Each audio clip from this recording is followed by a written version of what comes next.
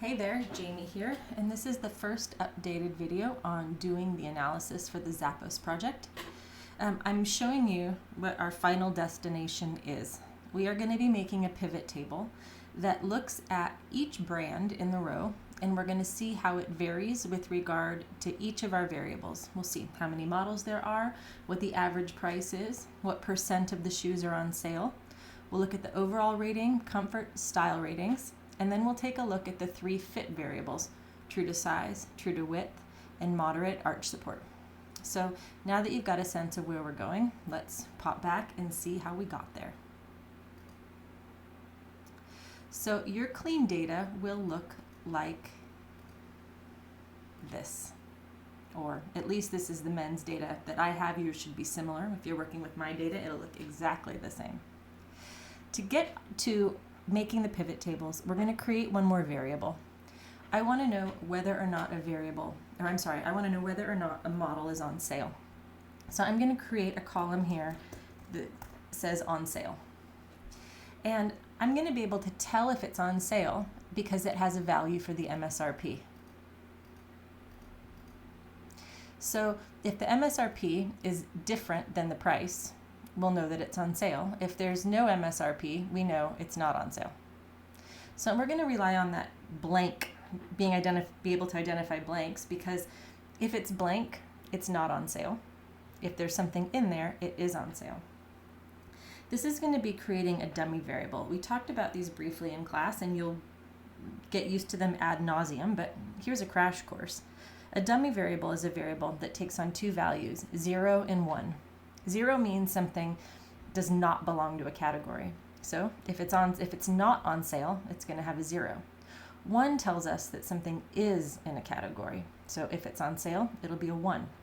So here's our if variable. If MSRP equals blank, that means that it's not on sale. So it gets a 0. If it's not blank, it gets a 1. So I'll close the parentheses and hit enter, and you can see right away that our first shoe, the Hoka Bondi 7, is on sale, and it gets a 1. I'll double click, and we can just eyeball the Cloud 5, not on sale, the Made in USA 990 V5, not on sale, right? Just eyeball a few to make sure that's right. And then we're going to have to do one more thing, which is copy and paste these to remove the formulas and turn them into numbers. Right click, copy, right click, paste special, choose only the values, and then double check that there are numbers in these cells, and we should be good to go. Excellent. Okay, nicely done, team. Now we've got to make those pivot tables.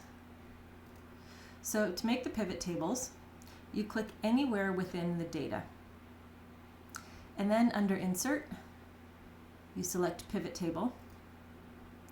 And right away, the green moving dashed box shows up around the data, and that will be the select table or range, A1 to M197, right? It automatically knows if you start with your cursor in the table. And then where do we want to place it? We're going to place it in a new worksheet. And I'm going to click OK. It's going to default to placing it in front of our clean data, so let's drag it next to the clean data. I'm going to zoom in a little bit so that you can see. And then I'm going to also go to the project description, which you have in a Google Doc, but I've already kind of copied and pasted it right here. So I'm going to copy that and bring it over here into my pivot table. Because when I'm working in a question, or when you're working in a question, I can tell you that by having the question there, you'll be more likely to do everything the question asks. And doing everything the question asks is the easiest way to get all of your points. Or maybe I should say, accidentally forgetting part of a question is the easiest way to lose points. All right. So the question says, create a pivot table showing how average price, percent on sale, overall rating, comfort, style, True to size, true to width, and moderate arch support vary by brand. Use your brands as the rows and the average of the variables as your values. Apply conditional formatting data bars to each column of the table to look for patterns. Discuss insights and patterns in a text box. All right, let's do it. So we're going to put our brands in the rows like this. Brands are in rows. I'm going to sort these by brand. Right now it's sorted by true to size. But there we go. We'll start with an alphabetical ordering by brand. Okay. So to get brand in the rows, we just click on brand and drag it into the rows. And then we automatically are arranged in alphabetical order. So how average price, percent on sale, overall rating. So we're just going to start dragging these things in. We're going to put price in our values. These numbers add up all the shoes. So this is the sum total of the prices for every Adidas shoe. That doesn't have any analytical interpretation. So we'll swap it to average. Okay, we got it. Then we're going to do percent on sale. We're going to drag that down. This tells us the sum of on sale. Since those are dummy variables, it'll add up all the ones that are on sale. So it says that there are 21 Adidas shoes on sale. That's not really helpful because we don't know how many Adidas shoes there are. So we're going to change it to average. And when you average a dummy variable, it can be interpreted as the percent that meet the criteria. So average on sale, I'm going to format this as a percentage with no decimals, that's fine. And actually let's format price as price. Okay, so what else do we want? Let's take overall rating. We're going to do our overall rating, our comfort ratings, and our style ratings. So we might as well drag them all down in there. Overall, comfort, and style. And those come up as sums. We don't want to sum them up. Again, we want average. So I'm going to change them each to average.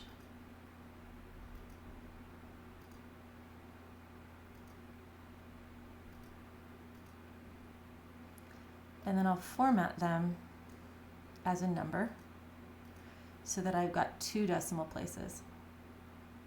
My sheet is getting really wide here. So I'm going to narrow up the columns. And actually I know I've got quite a few more columns to do. So I'm going to make them all the same width. And then I'll wrap the text and center it so that I can still see everything I need to see and hopefully still fit the variables I need to fit. So now we just need our fit variables, our TTS, our TTW, and our MAS. So let's add those next. TTS, true to size. TTW, true to width. MAS, moderate arch support. And we'll change those all to average.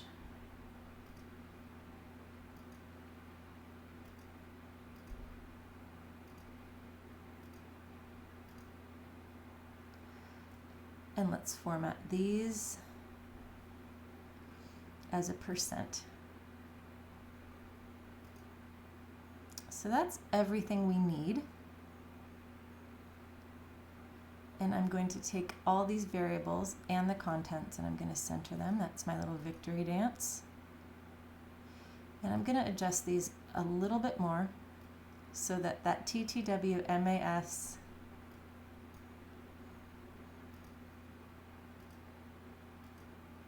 there we go. I'm quite happy with that. Okay. So here's our table. We've made it through the first step. The second step is apply conditional formatting bars to look for patterns. And the last step is discuss insights and patterns in a text box. I'm going to slide that text box over so that it's as wide as the columns and I'm going to zero in a little bit more. I'm going to delete the rows 1 and 2. All right, so let's talk about conditional formatting. In the first sheet I did, you can see I chose the same color. I think that muddles things a little bit. This is a lot of information to just absorb. And I think that if we use color and organize the type of rating and choose a color that sort of matches, well, not that matches, but that we use different colors for different types of ratings, I think it will make it a little bit easier to draw attention to differences between the variables. So here's what I mean. We've got basically 2 variables related to price. So I'm going to format these using conditional formatting. Highlight conditional formatting. I'm going to choose a data bar, and I'm going to go red. Here we can see right away the most expensive shoes have the longest bar, and it makes it slightly easier for us to interpret what's going on with price. We can quickly see the most expensive shoes and the least expensive shoes. Because we're dealing with price, I'm going to apply the same color to on sale. And actually, let me see what these, no. Sometimes experimenting pays off, sometimes it backfires. And now we can see % on sale. So to kind of get a sense if there's any relationship here, I'm going to sort these. Right now they're sorted by brand, but from this drop-down menu, I can choose a sort order. And rather than being sorted on brand, I'm going to go average of price, and I'm going to go ascending. I'm going to go from the least expensive shoe to the most expensive shoe. And wow, I can see right away kind of an interesting phenomenon. It shouldn't be surprising, but Under Armour, Skechers are 2 least expensive shoes, and actually they're the only 2 that are under $100. Under Armour is our least expensive shoe, but also the highest proportion of them are on sale. And we can see the shoes that are least expensive, more of them are on sale than these, more expensive shoes, Ultra, On, and Hoka. So, most expensive shoes are less likely to be on sale. Do you guys see that?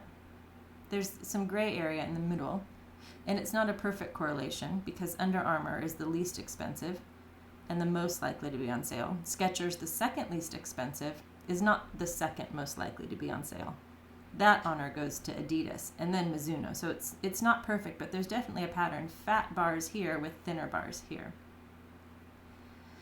So we're going to, as our next step, we're going to be looking for patterns and discussing patterns in the text box.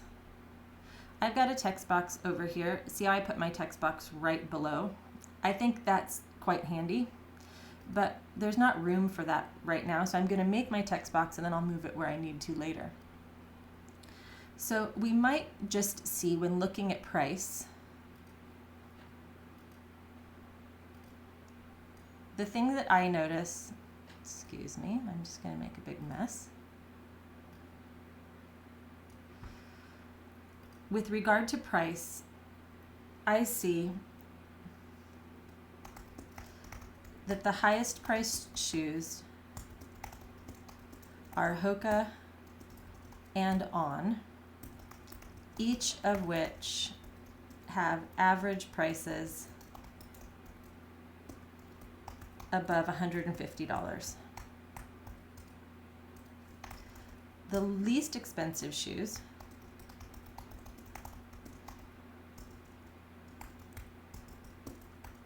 and the only ones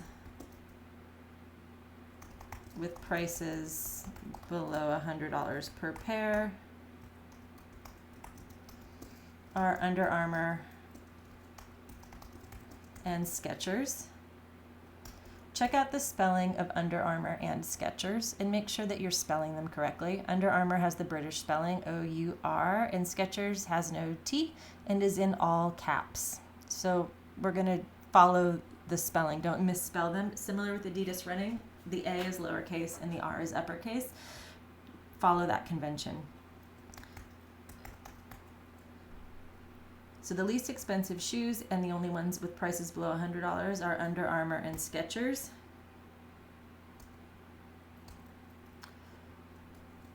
There also seems to be a relationship between price and percent on sale.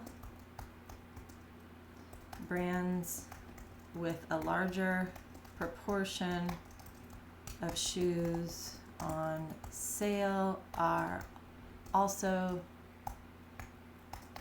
tend to have lower prices, right? That's no surprise because shoes that are on sale are priced lower. Notice how in the default of this text box you can still see the grid lines behind them. Let's fix that. We're going to go, when you click in there, in the text box, go up to the fill and pick a color. It's going to default no fill. You can have it white, but just pick a color so that it's easier to read. So that would be my discussion of price. I want you to talk about more than one brand, and I want you to talk about price. Next, we'll discuss rating, which is overall comfort and style, and then we'll talk about fit. So we're going to divide these into 3 types of variables: price, ratings, and fit. So let's talk fit next. Let's talk ratings next. And we can actually change these headings. Price. That's fine. Will it let me? No, I hate that. Okay, escape. And maybe it'll let me change it up here. Price. No. That's fine. Okay, fine. Okay, fine. I'm sure there's a way to do that. If you figure it out, let me know. So now let's talk about comfort and style. Because these all have the same scale, right? We're between 0 and 5. We can do this in one step. Conditional formatting, data bars, and here I'm going to pick blue. The reason I'm going to do blue is because if somebody has red-green color blindness, red and green will look the most similar and blue will look different. So by placing it in the middle, it'll kind of break up the 2 colors that might be mistaken. These to me this appears to be a lot of information, and I don't see any, obvious pattern. I mean, maybe what I think right away I might notice is that overall ratings seem to be lower than comfort and style ratings, but I'm going to just start by sorting by overall rating. Let's see what the highest rated overall shoe is. So we'll go from descending so that the highest rated shoe is on top. So Skechers, our lowest price shoe and our highest overall rating. What did you think? Did I sound surprised? I wasn't really surprised because this is the same thing we saw last year. Skechers are cheap and highly rated overall. They also have pretty high ratings for comfort and style. Saucony and Brooks, these 2 are, I think, solid running shoes for people who run. They're like almost at identical price points. They've got almost identical overall ratings, and they both are pretty high for comfort and style. The one that I think is interesting is Ultra. Pretty expensive, never on sale. The lowest average overall rating, but look, it actually has the highest comfort rating and the highest style rating. So you're going to pay a lot. You're going to say it's really comfortable and it's really stylish, but you're going to give it a crappy overall rating. And I don't know why that is. Maybe because they're low to true to size. I don't know. We're going to see. We'll explore that a little bit more. So those are the things that I would talk about, me personally, for average comfort and style. So with regards to, but you'll have to kind of figure out what you think is most interesting. And I love reading your guys' text boxes because some of you come up with really insightful comments. So like a entry-level grade, like I would give a C for someone who would say Skechers is the highest overall rated shoe and Ultra is the lowest overall rated shoe. Like that is meets expectations at a satisfactory level. But for more points, you want to make a couple of connections, maybe look for some nuance. And so I might say that Skechers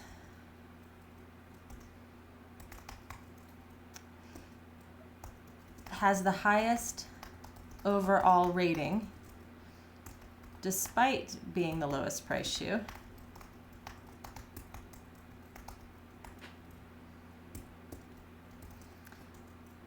And Ultra has the lowest overall rating.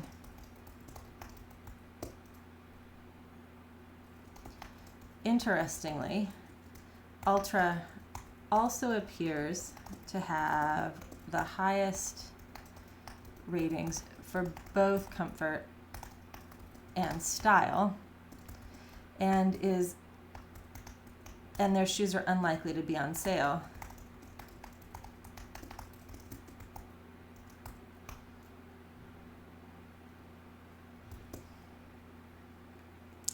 Right, so what does that mean? They're unlikely to be on sale. It seems to me like they don't need to put their shoes on sale to sell them. So they're selling really well despite having a low overall rating.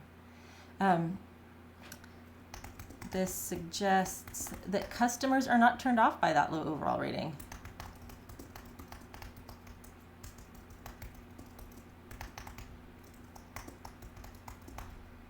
Maybe they're the kind of shoe that if you love them, you love them. But people buy, and so people who love them, they love them, they're really brand loyal. But people who just try them randomly might not really like them that much. Maybe they're a niche market. Anyway, that is not for me to know at the moment. So there we did the ratings. And now let's do fit. Since those are also all similarly scaled, I can use a data bar, and I'm going to use green. And this, again, I don't see a lot of variation. Well, one thing that's interesting is we've got overall rating. We're sorted right now by overall rating. Skechers is on the top, and it's above 90% for both true to style and true to width. Right, we know that Ultra lowest overall rating, lowest true to style. True to size. They're not doing particularly good for true to width. Let's sort by true to style and see what happens.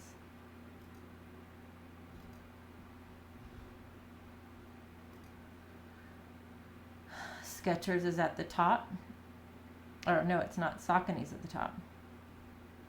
But Saucony look high true to style, relatively low true to width and arch support.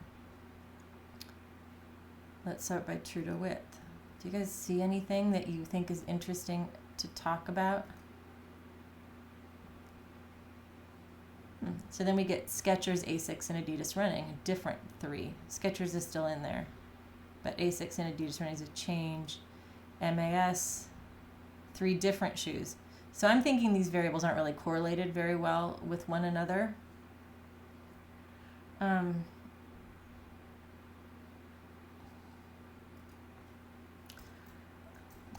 don't see any clear patterns with the fit variables.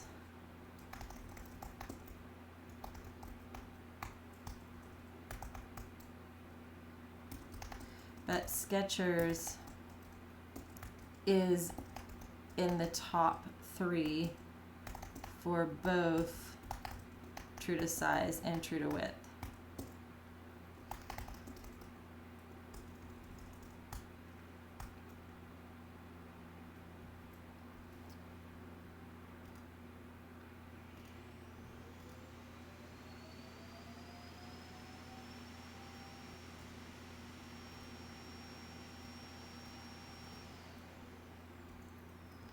Saucony has the highest true to size rating.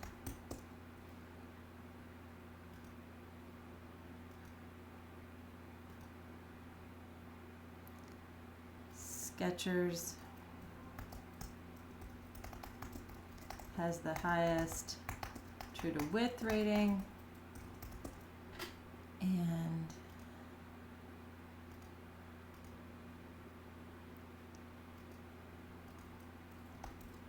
Under Armour is rated highest for having moderate arch support. I have a confession. I don't like the moderate arch support variable because it's subjective. True to size and true to width, those are both kind of standard things. Like a shoe that's a size 9 should be a given length, and a shoe that's a medium width should be a medium, it should have a certain width. Whereas moderate arch support, what I think is moderate arch support and what you think is moderate arch support can be very different things. And so this is the first semester actually I've even downloaded that variable because my suspicion is that it's nonsense. I don't know. That's just my bias. So what I've aimed for in my discussing my insights and patterns in the text box is to separate the discussion by price variables,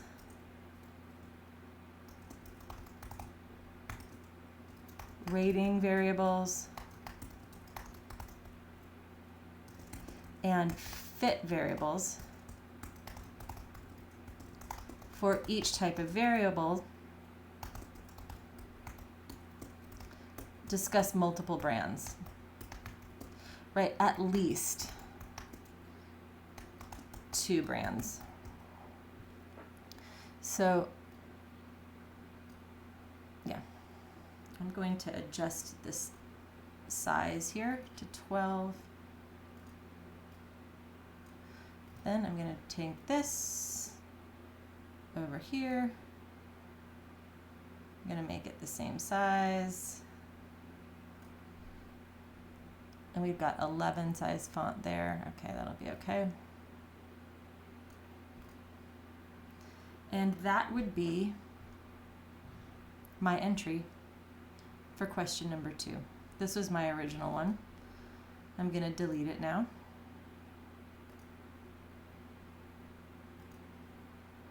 I'm going to label this one A1. My text boxes have disappeared. Sometimes that happens. They will come back. I'm going to save it. I'm going to stop recording this video. I'm going to do this update that my computer is demanding, and I'll be back with another video later. Thank you very much, and please ask any questions that you may have.